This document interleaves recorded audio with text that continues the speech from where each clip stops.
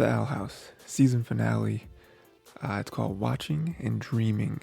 And okay, lots of stuff to talk about here. First thing, very sad opening for the trio. It starts off with Ida. She getting captured by her family, which is terrible, right? Like this is kind of opening up kind of all of her insecurities and her fears for pretty much since we've known her. Kind of what gives her the persona of the owl lady almost. And she spent a lot of her life trying to, I don't know, trying to rekindle that.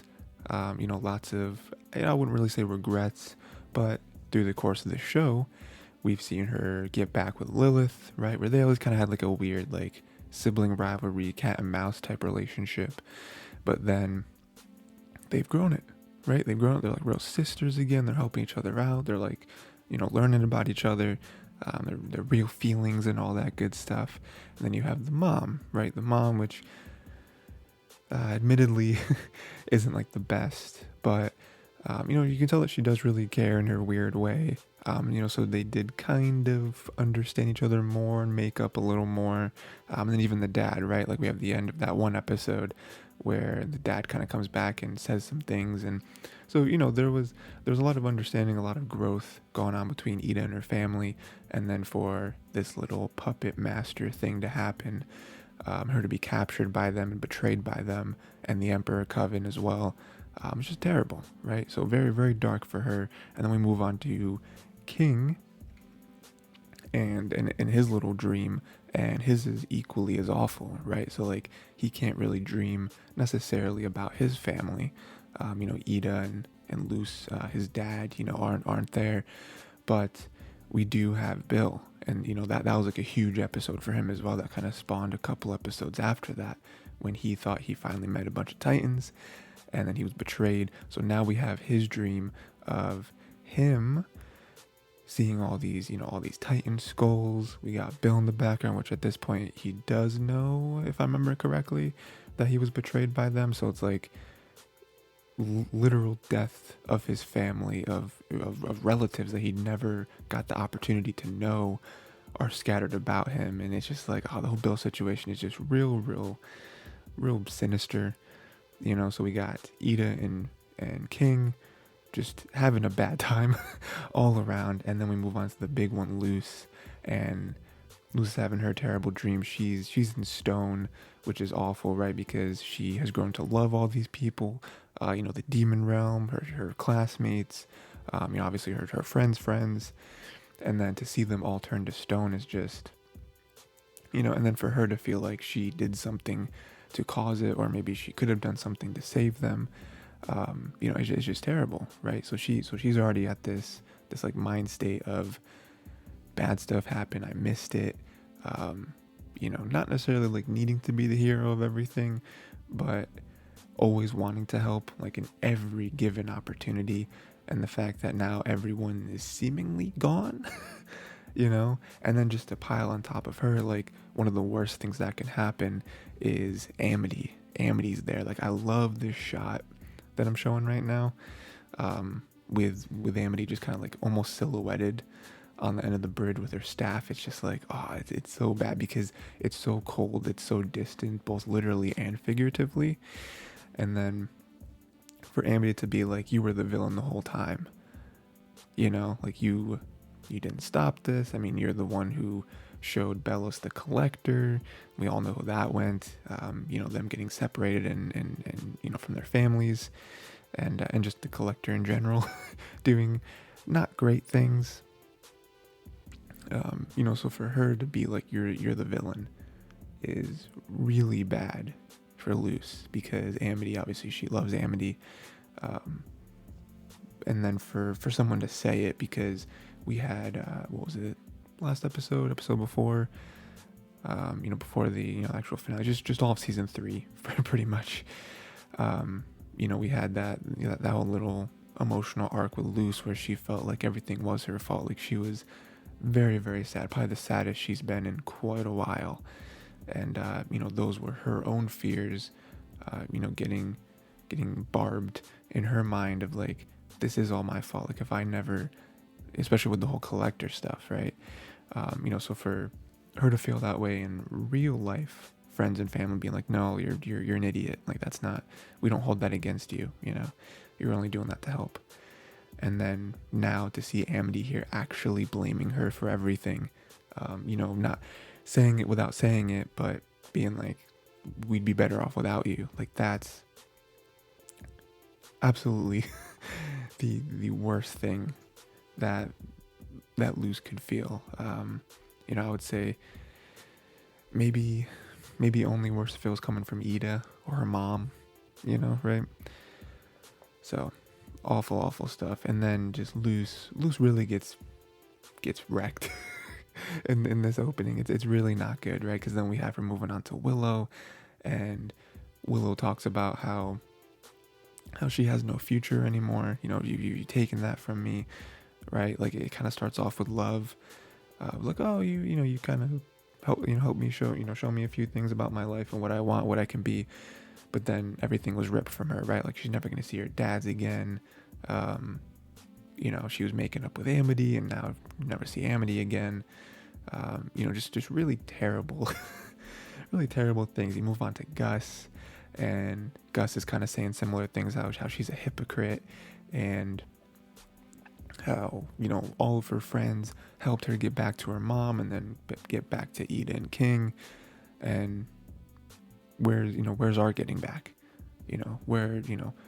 When are we going to see our family, our loved ones? I'm never going to see my dad again.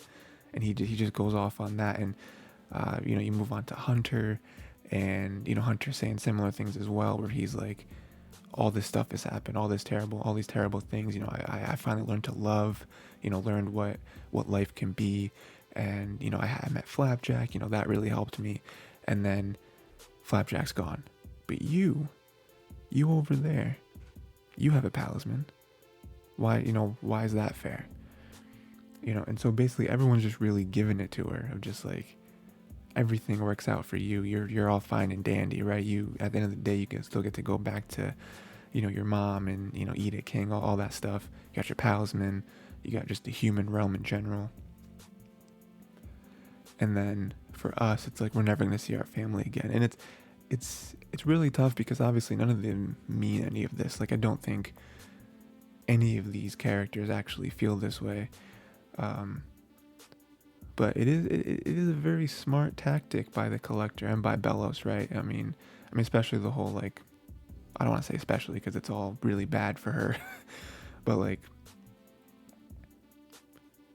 it's dark, it just be like, because in other stories it'd be like, oh, you're losing, right? Luz isn't losing though. She's just being emotionally traumatized, right? But we do realize that this is all fake, right? Witch's battle, that was the big key point there. It's a witch's duel, right? It's not real.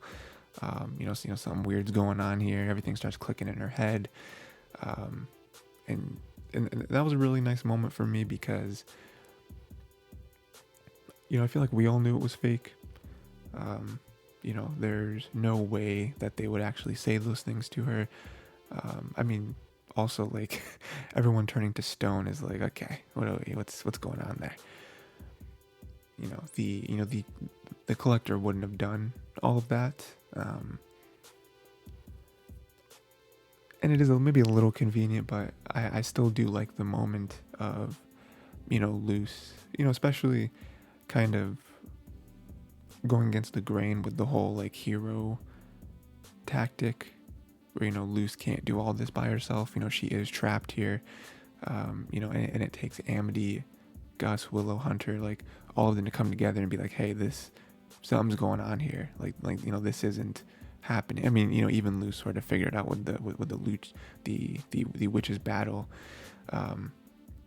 It was still all of them being like, hey, here's what's happening. Here's the light glyph. Like, we got you. Go and save the world, basically.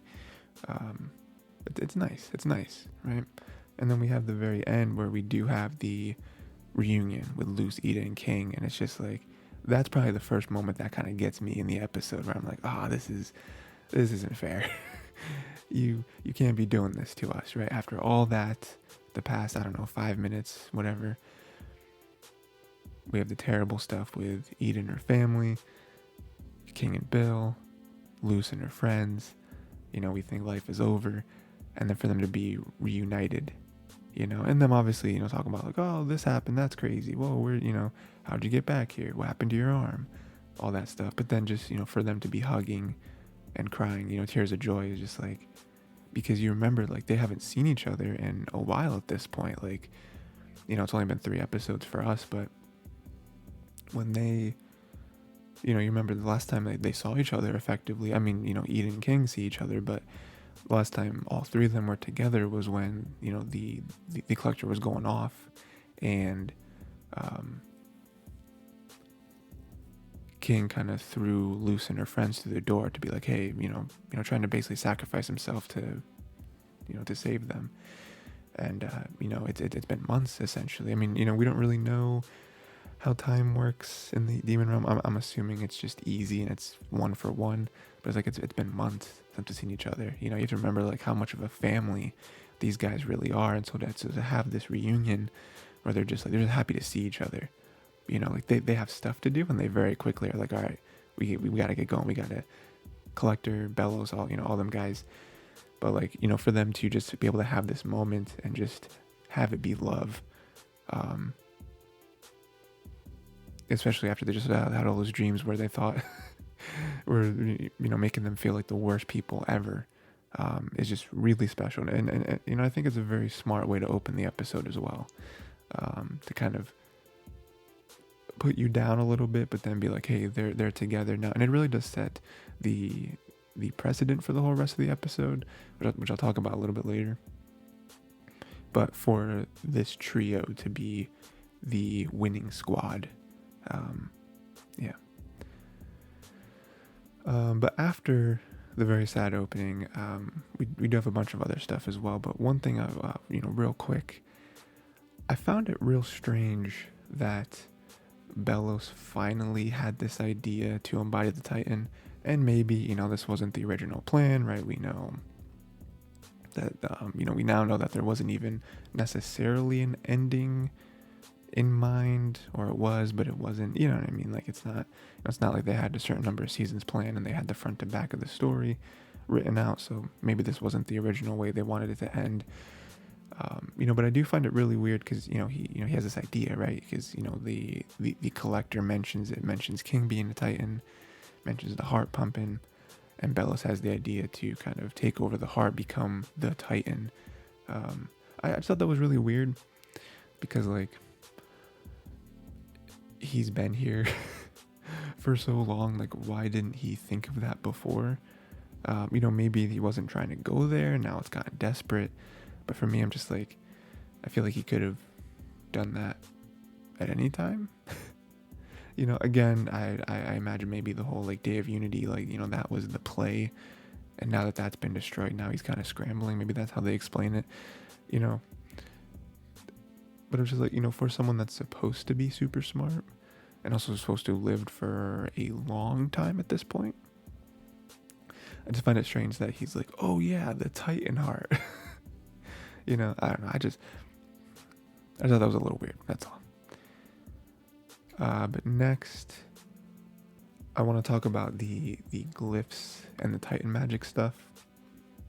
So we have this moment here where, the collector kind of talks about it, and he's like, "Oh, that's crazy. Not everyone can recognize Titan magic," and they kind of share a glance. I don't remember if that was already, like, talked about. If we knew that was Titan language. If that's already been confirmed in the show, or if that was new for literally the finale. But I thought that was really cool to be like, this is why, it also makes a lot of sense as to why Luce was able to decipher all of it, because, well, she can't do magic, like glyphs. Up until now, glyphs aren't something that witches ever knew were a thing, because they didn't need them, right? They just did magic. And so Luce coming in here not knowing how to do magic and just sort of like feeling it out. And then for it to be connected to the Titan, like that's huge, right? And obviously plays into what the rest of the episode is, but for him to be like, oh yeah, it's it's like Titan language. Like, whoa, okay. So I've, it's also nice in hindsight as well, because it's like, oh, I've had this thing this whole time. Like, I've been, in a way communicating with Titans this whole time. I've been communicating with the Titan. So I thought that was really cool. It does get really sad though, because towards the end, because of King's dad dying, realize that those glyphs don't work anymore, because they were his language. It was his way of connecting to the world.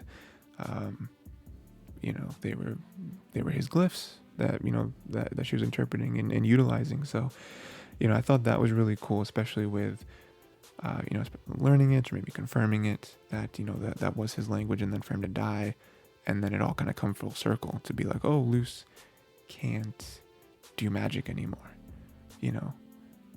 For that to kind of be how the series opens up, and them learn the glyphs, them do the magic, and then for it to get to the end where it's like, oh, we saved everyone, but was it worth it? I personally obviously think it was. I mean, what do there's like, you're gonna keep glyphs, but then the demon realm gets destroyed. Like, that's not a fair trade. you wouldn't want that.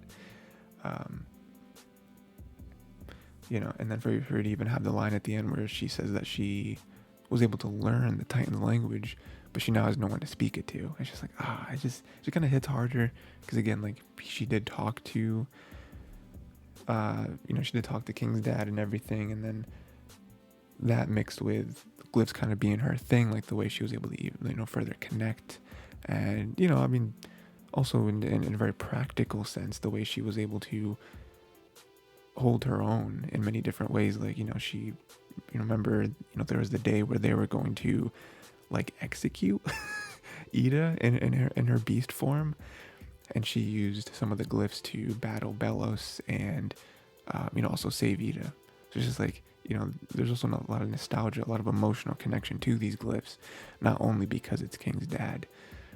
It's just like, it's so sad. We do have a nice ending though, because this does end with King having his own language, right? Which makes sense. Like, in the moment, I at least wasn't thinking about that. And then for him to be like, oh yeah, look at these things over here. It's like, oh, we can do it. And that kind of leaves it very open-ended, where it's like, okay, well, clearly she's gonna go super hard into studying these, and learning magic again, and she already kind of knows it, but she just needs to know these glyphs in particular.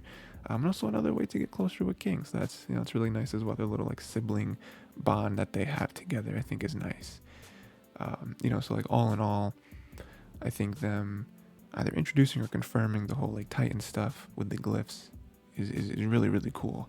I feel like this episode has a lot of that, where they kind of rip something away from you, but then kind of have it blossom at the end, where they have these glyphs, right, where it's like, okay, they're done, we can't do magic anymore, and then in the epilogue they're like, well, maybe you can do a little bit more, and that's another emotional connection. It's not just something that they found in a book and they're like, oh, here's a way to do glyphs without a Titan. That wouldn't make any sense, right? So for them to be like, oh yeah, King obviously has his own language as well, because he's also a Titan, and then he can, once he learns more about it himself, he can develop it and show it to you, and we can get it rocking and rolling again. Moving on from glyphs, I do like the whole like kindness and forgiveness. That little like message in here, right?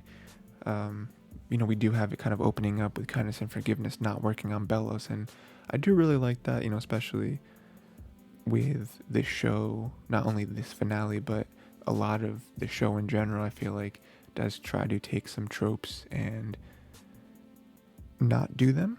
I mean, obviously there's a lot of tropes that they do follow, because, tropes aren't necessarily a bad thing, but, I do like that they're like, hey, the power of friendship does not work here. Like, we're not going to beat Bellows this way. They do help the collector in a way, the power of friendship or whatever, but I do like that the domino effect isn't there. Like, it's not like, oh, well, we're done on the collector, so it'll work on Bellows. Like, no, Bellows is way too far gone.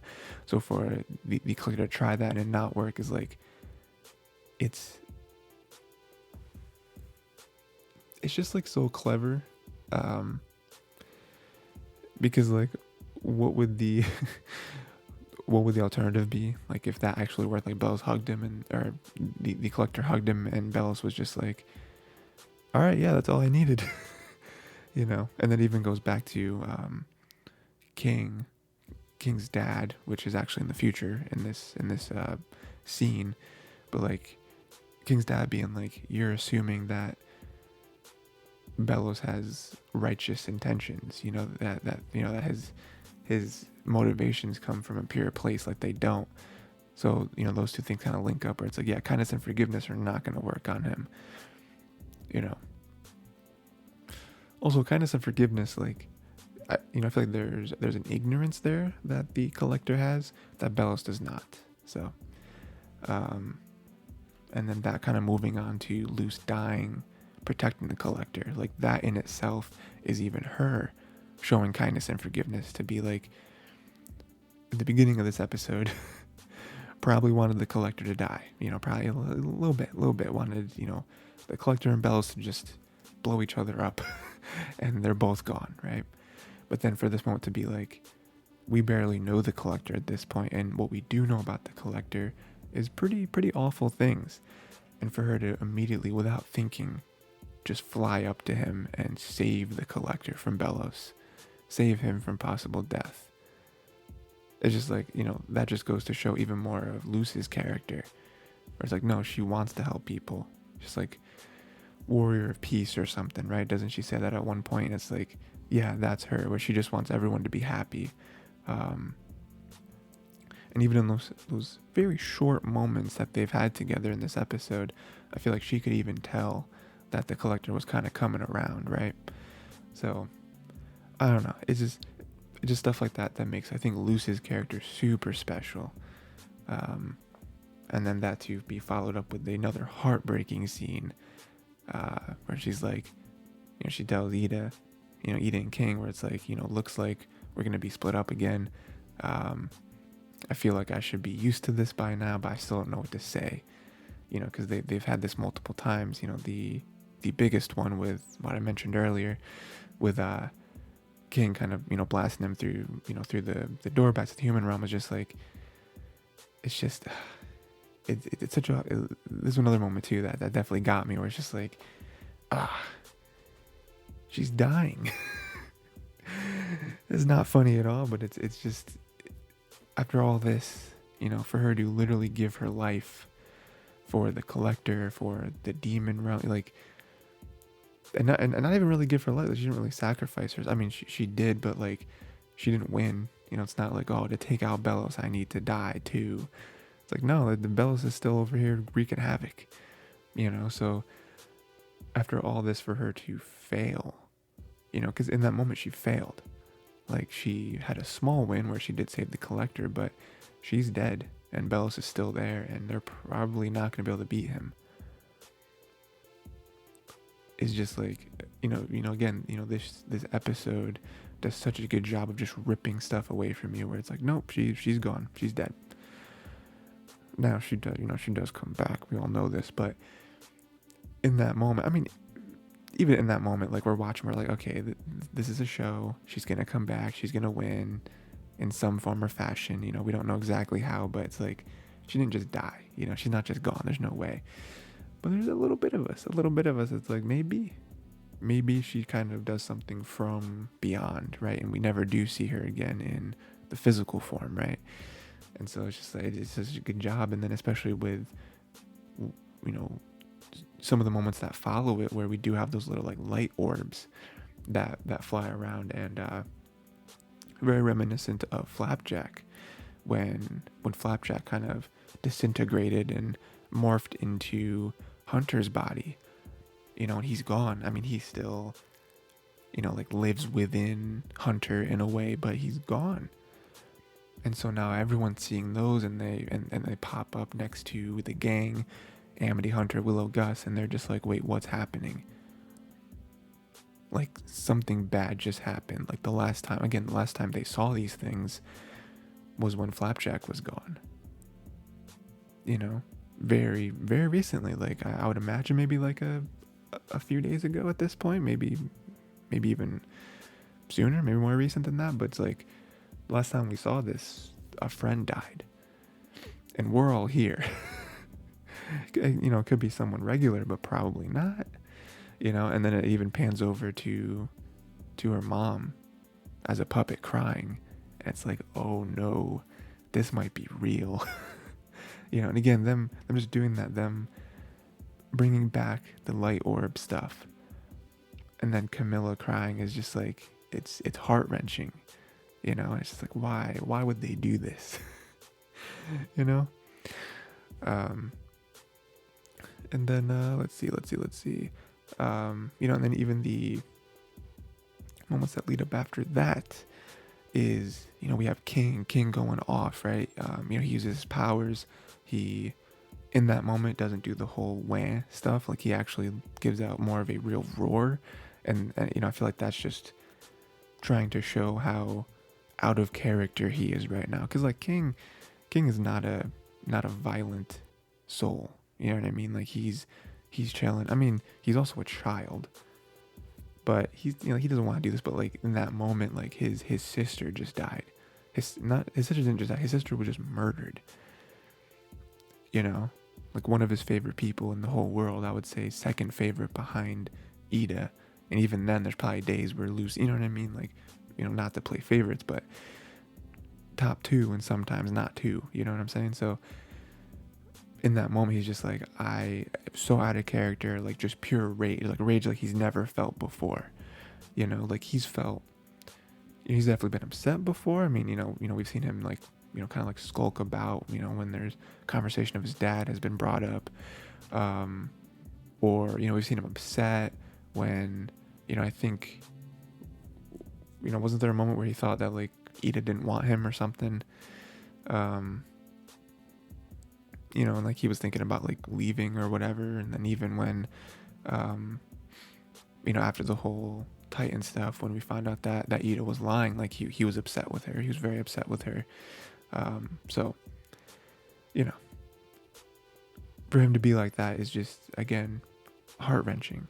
And then we have the Ida side of it, where Ida is like not super out of character, but for her to go into beast form, you know, for her to, you know, kind of push Collector aside and be like, I don't think I can control myself right now. Like, it's even getting me right now, where I'm just like, yo, they love her so much. Like, that is like her child. Again, for her to see her child be murdered in front of her is just like, you know, she's having very similar feelings, you know, even maybe stronger feelings than King is, where she's just like, something bad's gonna happen. And something bad might happen to me, but something bad is definitely happening to Bellows. I can promise you that.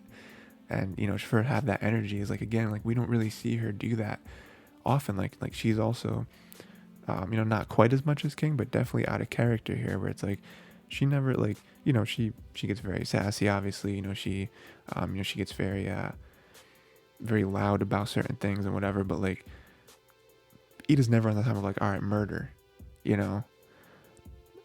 So for her to be like that in this moment, it's just perfectly encapsulating like their relationship. And what I mentioned earlier with this trio, like I love that they really focus on these three, because that's how it started. Like we love Camilla, you know, we love Amity, Amity, Willow, Gus, Hunter, everyone, right? Lilith, Hootie, Rain, but it's like with the show to start and really be the main cast, you know, these three, Luce, Ida, King, and for it to end this way too is just like perfect, right? And again, kindness and forgiveness, right? Where it's like we just had a moment right there where Luce showed kindness and forgiveness to the Collector. And what did it cost her? And so now Ida and King are like, Luce just had a moment where she was like, hey, kindness and forgiveness probably not going to work on Bellows. Now Ida and King are like, kindness and forgiveness are the furthest things from our mind right now, so it's nice to kind of see the juxtaposition of it working on Collector and not working on Bellows, and then everything, all the ramifications of it not working. Speaking of the Collector, though, I do like his little story here. He talks about how he came to be, right? How he came to be trapped and all that, right? So he talks about how the archivists suggested playing hide and seek with the Titans, right? He was a child, still is a child, and him wanting friends and all that stuff. And then for them to kind of throw him on, oh, go play with them is very, very sneaky. Because then for them to completely just take out the Titans, it's just like they set him up for failure, right? Like I feel like they knew. They kind of threw him in this little playpen, only for them to take the Titans out and be like, oh no, they're too dangerous. We're scared of them. And then for that to all kind of crumble, and then have the big bad Titan, right? Like King's dad, thought Collector was the bad guy, because from his perspective, he's like, Archivist sent you to us, and then because you're with us, like they started taking our people out, right? Like all the Titans are gone. You are the catalyst for all this. And so his dad trapped him. And it's just like, it's so tough, because like the Collector was so innocent, even learning about like death and all that, Luce mentions that, and it's like he just didn't know, like he's a child, he was just ignorant to everything, even with this scene, like him being like, everyone's betrayed me, the archivist betrayed me, the Titans betrayed me, like you all have now betrayed me, like it's just this cycle of unfortunate ignorance and unfortunate circumstances, and then we have the later scene with Luce and the dad, and him talking about how now he's trapped, very, very much like tit for tat type stuff, right? Where he's like, I'm trapped now too. Like I also paid for my actions. He's been able to watch his son and all that, but like he's also just kind of in this life of the in between, and then him kind of admitting, oh yeah, I blamed the wrong person. Like it was bad judgment. I didn't know the whole story, and now a innocent child has paid for this, and now I'm, what I mean, like it's all kind of coming together now. I do like them adding this backstory here, kind of absolving the Collector of many things. He still did some terrible things that he's apologized for and he's making up for, but now we know, he wasn't just this like sick, twisted, being that got freed, and now they're having to deal with him. Like, no, like he, it was all very innocent. It was all very innocent intentions on his end, and then he got betrayed one too many times for him to be trapped here, and now, this is why he might not like the Titans, or why him finding King is so important to him. And then also on the dad's end to admit fault. Yeah. But we have the climax. The climax of this episode is just incredible.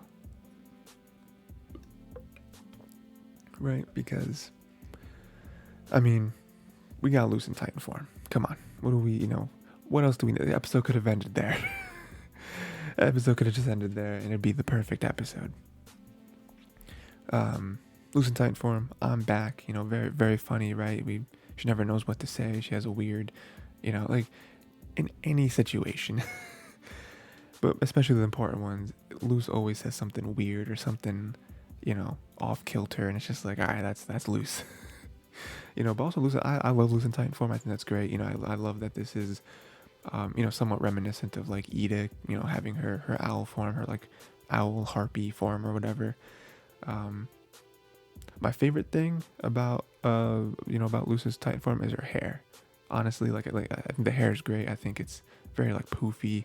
It's very full. I don't know. It's just, I don't know. I just think it frames the rest of the design very well. But yeah, super dope. And then we're kind of moving into the actual fight scenes, which I love. Like, many different aspects of these scenes are great, right? So I love Ida helping Luce channel her powers. This kind of, I think harkens back to her even teaching her magic, right? Like, we sometimes forget that she didn't really start out as the mom character that we all know and love. Like she started out as being her mentor, her teacher, like I'm going to teach you magic. That's kind of our deal. And so it kind of harkens back to that with her trying to teach her different magic, and then even when, she lost her magic for the most part, we had Luz teaching her about glyphs and all that. So they kind of had that little double team action going there. So, and then for it to end like this, where she's like, hey, learn to channel, learn to, because she's using real magic. This is the closest that Luz has come to just using witch magic rather than just glyphs. I mean, obviously all this is powered by glyphs, but like it's so super powerful, and so that like it is a lot like using magic. Like Eden knows it, so the fact that she can help her do it is just another full circle moment that this 50-minute episode has. And then we move on to King, and he has the same thing, where he's now, him and her are working together, doing more like Titan stuff, with them doing the whole WAN thing.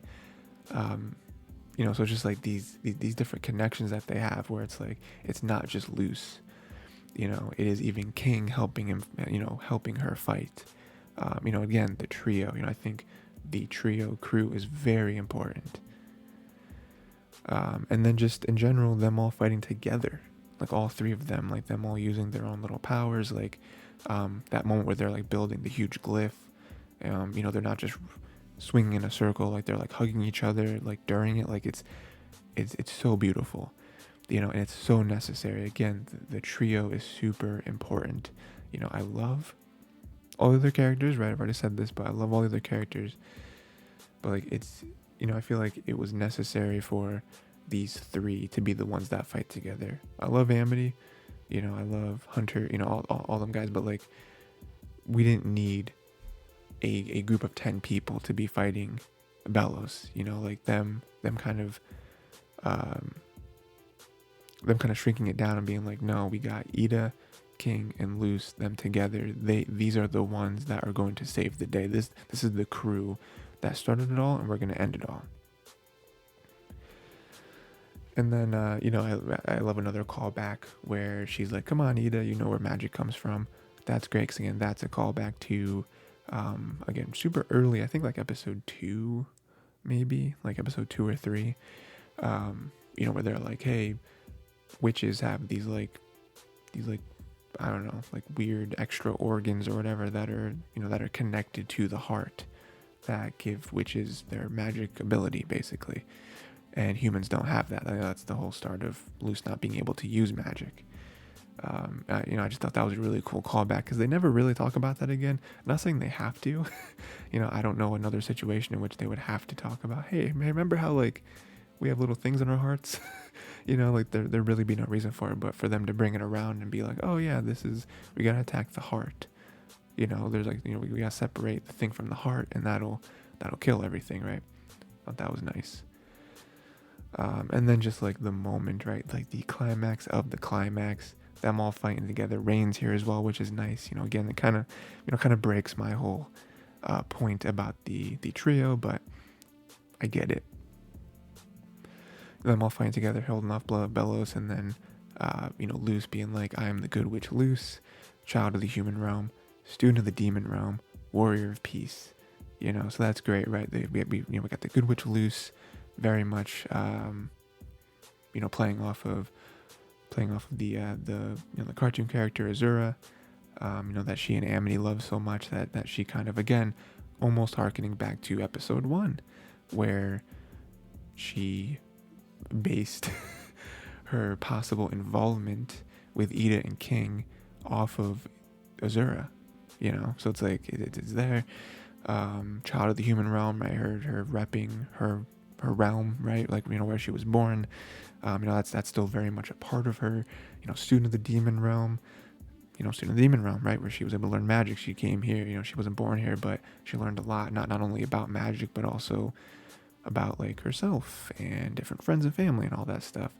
Warrior of peace. This is where I mentioned earlier, right? Warrior of peace, where she is like, she just wants everyone to be happy. She's against Bellows because Bellows is causing problems for people. She's making, Bellows was making people unhappy, right? He was even getting to the point with the whole Day of Unity stuff where you drain everyone's magic, right? Like, that's insane, right? And then she ends it with, now eat this, sucker. Which is so funny to me because I'm pretty sure that was, I don't know the exact episode, but that was a callback to one of her, that was episode 1, wasn't it? That was when, with the whole fireworks stuff and like how she beat the like guard, right? She like activated the fireworks. Now eat this, so again, that was great. This finale does a really good job. I mean, I feel like a lot of finales for shows do this just because, it's free real estate. But this finale definitely does a really good job of having these callbacks to important moments, like even this, the whole like, now eat this, like that's important because that was like the first time that Luce felt like she did something right, where when she saved all the other witches from the Morden, right? So for that to then come back around where she is now doing something infinitely more important, but still super close to her chest, where she's saving the demon realm, beating Bellows finally putting this to bed. And also the animation, dude, the animation in this scene, like throughout this whole episode, it's incredible. But like this scene in particular is just like, animators lost their minds in this scene. Like, what are they? They were just like, okay, we're gonna go nuts. It's incredible. And then somewhat of the falling action of this climax. We have Philip trying to act like he was under a curse, and Luce just kind of stands there. I love this so much. Because, like, first of all, Philip being like, oh, I'm under a curse, it made me do these awful things, even like Ida, how Ida has the curse, and, she's all like, gets weird sometimes. It's the same thing for me. It's just like, come on, dude. Like, that's not like, what are you talking about? Like, there's no, like, that's so not real. We know it's not real. We know because we know the things that you did, like before, like really before the whole Bellows stuff, before, so it's like, no, that's not like, that made you do all this? No, I don't think so. And then Luce just standing there, like, that's my favorite part of this scene, is it just cuts to her like 2 or 3 times, and she's not moving a muscle. Like other stories, again, the show a lot of times kind of going against your expectations, where it's like she very well could have had a speech in this moment of like, answering Bellows and being like, I could have helped you, we're both humans, we could have, I could have helped you with the magic stuff, could have taken you in, we could have even just brought you back home, like there's so many things that she could have done in a speech to be like main character stuff, right? But her just being silent speaks higher volumes than if she had a speech, because at that point she's just like in her mind, I imagine what she's imagining is like, I'm done. Like, you're not going to trick me again. You're not going to take advantage of me. Like, I know what I know. And there's nothing I can say to you to change your mind to, because you're immediately right now almost trying to gaslight me. Not for the first time. And so, no, I'm not doing it. Just for her to be so stoic is also something that we don't see from Luce ever. So for her to be like that is just super powerful. For him to be like, oh, we're human, we're better than this. Like, that's something I still just like cringe at every time we see something like that from Philip, because he's just like super racist. Like probably like human racist as well, because of, he's from like, he was born like hundreds of years ago or something, right? So he's probably like human racist as well, which is not cool. But he's also like witch racist, like in the demon realm, where he's like, humans are better. And like I remember watching this scene for the first time. I mean, looking at it, and I'm just thinking like, dude, witches are way cooler than humans. Like, you're insane. Like, you can be jealous, I suppose, but to get to the point like of where the racism makes no sense, where it's like, oh, we're better than these creatures. Like, are you? Because I feel like witches are everything humans are and better. Like, witches can do everything humans can do plus magic. Like, are you kidding me? You kidding me that humans are better? Even with you figuring out the whole glyph stuff, real magic is still cooler. Like, just regular old magic, way cooler than just glyph magic. Like, come on. I gotta draw a glyph every time? No, humans so for to be like, we're better than this. We could rule this world. I'm like, what? What are you talking about? And then to have the super satisfying moment of Luce just kind of, again, still standing there stoically, and then have Rain, Ida, and King just pop out and be like, but we're not human, and just stomp him out. It's just like, dude. Because it's so great too, because like we had the huge spectacle of all the magic and the glyphs and them together fighting, the scene that I just talked about I love so much. But then also for it to truly, truly end with just them stomping him out. Like, no, not using magic, just being like, get out of here, is awesome. And it's so like that Owl House. And then we have the great moment where she says, after all that, we are able to stick together. We stuck together. And it's awesome, because again, it is another full circle moment where it's like, we got separated a bunch of times. I mean, even from earlier on in the show, where there were theories, there's a lot of different theories about what people thought the Owl House was going to be at the end. Most of them were ridiculous, but, even some of the questions of like, what will happen to Luce? Will Luce be in the human realm forever? There's a lot of people who thought maybe Ida was going to die. All kinds of stuff like that. So even on almost a meta level, for her to be like, after all that, we stuck together, is great, because it's like, yeah, like none of us died, none of us are separated, like we're still here, we're still a family. Like I mean, obviously after this we do have the epilogue, which is the last section I'll talk about, but like even this right here, like this being to me like the real ending of this episode, where everything else after this is epilogue, which is still awesome and important and amazing, and I love it. But like this right here is what I see as like the end, where it's like, this is like the end, and then everything else that comes after this that I'm going to talk about is like after credits. I mean, it literally happens during and after the credits. But like this being the ending of just like them laying down and just like happy, in each other's arms, is just like, we're together. It's awesome. And then we have the epilogue, right, where lots of good stuff, lots of just really like quick things I'm going to mention. We have the University of Magic, University of Wild Magic, and she picks all the majors.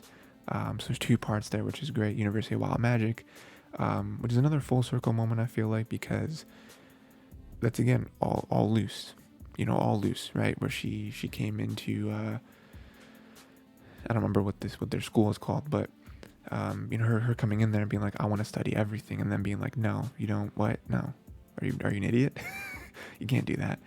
And then for her to be able to study everything, and then for her to make it so now University of Wild Magic, really she's the pioneer in that, to being like, hey, we can study whatever we want. We don't have to separate. Like, it doesn't make any sense. And then for her to again pick all the majors is like, yep, that's Luce. She wants to know everything. And then, moving away from her, we got Willow. Willow's still doing Grudge Bee. I thought that was really nice. Because that's a big part of her character. She's really good at Grudge Bee, and then also that's maybe indicative of her making up with a few different people, especially like Basha, right? I thought that was cool. We got Hunter carving Palisman, which is dope. I mean, because that's super indicative of his character as well. To be like his best friend ever was his Palisman, and now that he's decided to kind of carry that on and be like, hey, I want to carve Palisman for other people and give other people their best friends. And also a side note, he does have a blue jay. I thought was interesting, which I guess is maybe his new Palisman, I would imagine. It's very similar to Flapjack, where Flapjack is a cardinal, like a red cardinal, I think. So that's cool. He's kind of moved on from that. They do still have a Flapjack shrine though. Shrine may be the wrong word. I mean, it's definitely a tombstone. It's definitely like a memorial of him, which I think is so cool, because Hunter started off as this character that very much an antagonist, very much like he's the little boy of Bellows. He was the guy who lives and breathes this, right? He was the golden guard, right? And so for him to come full circle and be a character that I feel like we love so much, and he's learned to love, like the only love he knew was Bellows, and Bellows was using him literally as a tool. And if he had to, he would have killed Hunter and just made another golden guard. So for him to have this love is just like, it's just awesome to see, for him to, I don't know, it's great. And then we have Lilith and Hootie rebuilding the school. It doesn't look like, I was a little confused here, and I still kind of am. I don't know if that's still going to be a school, and they're just like adding like a little research wing of it, or if the whole thing is going to be like a museum and research and all that. I couldn't tell again if it was like part of it or if it's all of it. But them kind of rebuilding is cool, because that's Lilith is all about that, right? That's where we were kind of introduced to to Lilith, with her wanting to be a historian, right?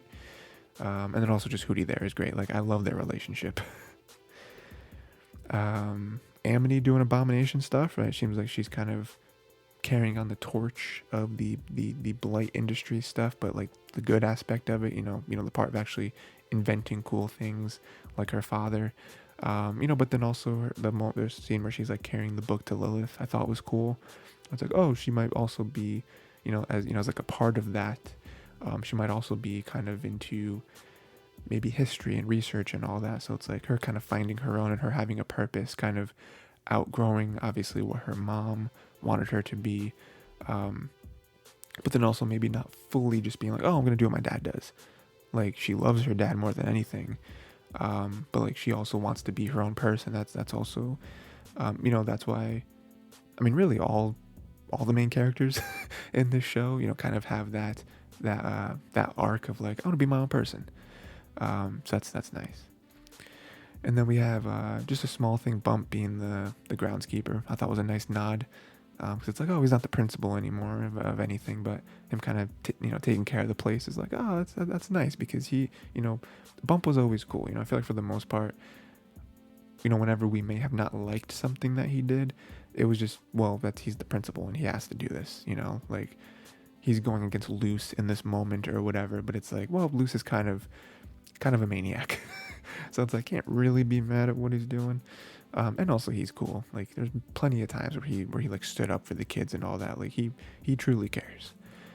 And then we have Alador getting rid of the Coven sigils. I thought was really nice. That's kind of his, probably something he's been working on for a while, and to finally free everyone of those sigils. And now they could all, do whatever they want to do. They don't have to be locked into the one they chose, or they could do multiple now, do the University of Wild Magic, So I thought that was really nice, again, him kind of giving back, and, him just kind of showing more and more why Alador's character is the best. And we're glad that he's not with Odalia anymore.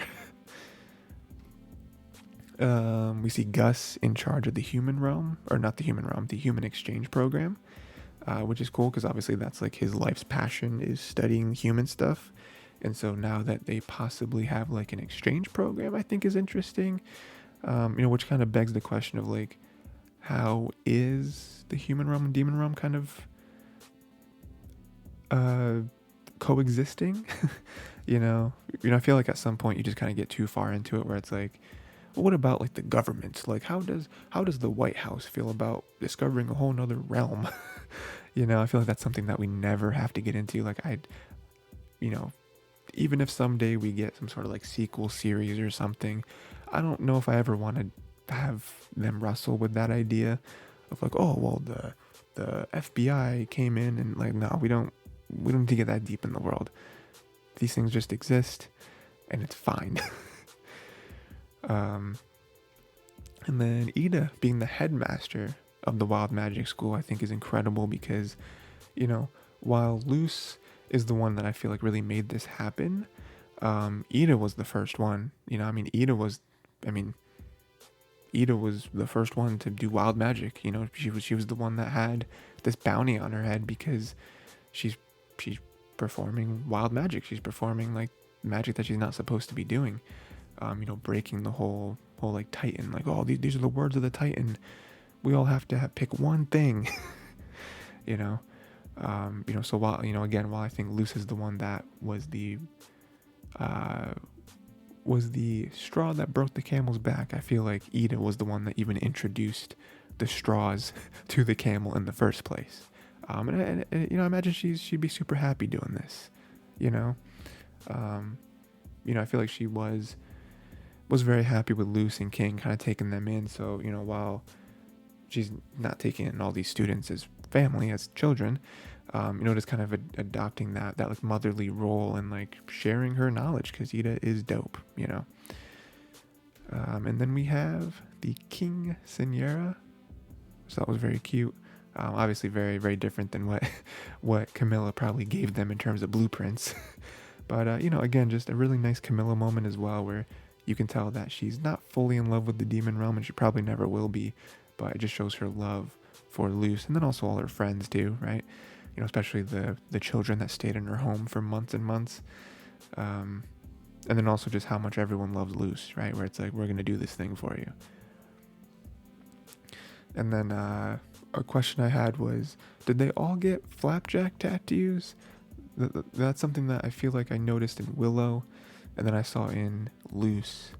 And then also, but then on the second viewing, I was like, oh, between Amity's glove and her sleeve, you can kind of see some red stuff there. So I think that's probably one for her as well. Hunter has to have one. It'd be crazy if he didn't. But I'm like, oh, that's interesting that they all got kind of like flapjack tattoos. Because to me, flapjack is not important to everyone like that. But, it's almost like their symbol of like their crew, I guess. And like all they've been through together. Which I think is awesome. And then Collector doing a little light show at the end, I thought was really cool. The Collector still being in touch with them. Again, it's just kind of reminding us that the Collector is a different person now. He's not the weird maniac, demented like being that we thought was just gonna wipe the Earth from the face of the planet, or not the Earth, just the Earth from existence, I suppose. Just for him to still care and him to still check in, and and also kind of have us kind of wondering of just like, what is the Collector up to nowadays, And then the end shot that we all know and love, where they say bye, the same way that Ida says it many times. I'm pretty sure she says it in the first episode though as well, and just like very much a bye, In the episode, it was them saying bye to the Collector, right? Them looking up at what the Collector's doing and saying bye because, Luce was like, oh, it's almost over. We should all say bye to him. But it was, on a meta level, it was them saying bye to us, the viewers, and being like, this is the finale. Again, just another, I didn't mention every moment that got me in this episode, but that's definitely another one where it's just like, the whole like bye thing, doesn't really hit me too much with nostalgia. Like, I know it's something that they say, that Ida says, especially in the show quite a few times, but like just them saying bye to us, like I know it's like this like the cheesiest thing ever, right? The same thing in like video games where they're like thanking all the different people, the different, whatever, and then they're like, and you, the player, and it's like, oh, me, the player. But like this definitely got me, because it tells you this is it. Again, we might get other stuff. We're all hoping for more projects. A sequel series of some sort, an Eda prequel of some sort. Whatever, right? But like them really saying bye, and you kind of thinking, looking back at every episode of the Owl House, and just being like, wow, like what an incredible show. This is definitely one of them shows that is definitely up there for me. Like it's tough because I've watched so many cartoons, and like there's obviously a lot of nostalgia for the childhood stuff, right? It's that's why it's always so hard to like think of a ranking for cartoons. But like for me, I'm just like, this is definitely, I mean, if we're just talking like past 10 years, if we're just trying to lock it into the past decade, this is like a top 5 cartoon in the past decade. Maybe more, honestly. Maybe more for me. But yeah, that's the Owl House watching and dreaming. These are all things I just basically want to talk about the episode. Maybe at some point I'll do other episodes on on the Owl House. Not only the season 3 stuff, but maybe other episodes that are more poignant. So please let me know any other episodes you want me to do with this. And this is probably gonna be the first one that I drop of this. First, just like video. Like it's not really a series or anything. It's not like other podcasts you may see on this channel. It's just, I'm just gonna start doing a bunch of videos on different cartoons, and every so often maybe some anime, but different episodes or movies, and just kind of me like gushing about them. Sometimes it'll be more of like a review type thing, and sometimes it'll be just more of me having certain things to say. This one was definitely one of the longer ones you'll ever see here. Definitely most of them are never going to be this long, but this is just a super special episode for me, a super special show in general, and I had to talk about it. So let me know what you thought of this episode, the finale, the show in general, and what else you want to see. Yeah, until next time, watch more cartoons.